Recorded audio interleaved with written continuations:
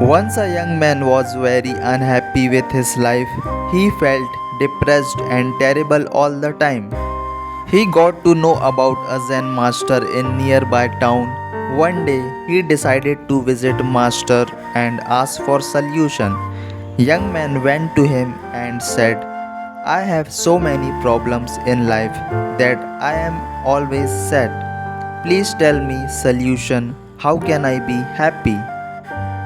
Master listened to him carefully, then got up.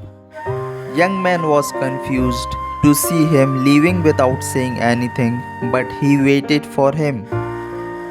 After a while, Master came back with a glass of water and a bowl full of salt.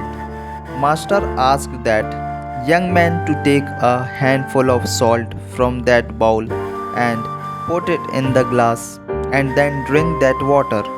Young man was confused but did as instructed by Master. Master asked, how does it taste? Young man replied, it's terrible. All I could taste was salt. Now Master asked that young man to take a handful of salt and come with him. They both went to nearby lake.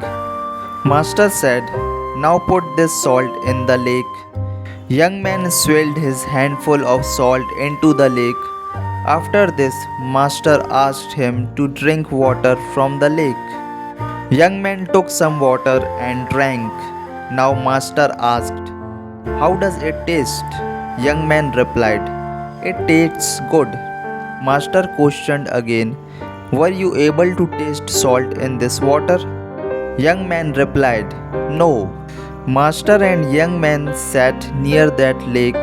Master took his hands and said, the pain of life is pure salt, no more, no less.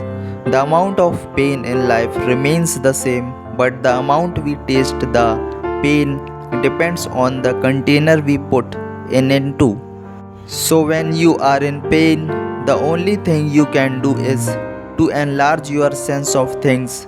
Stop being a glass, become a lake.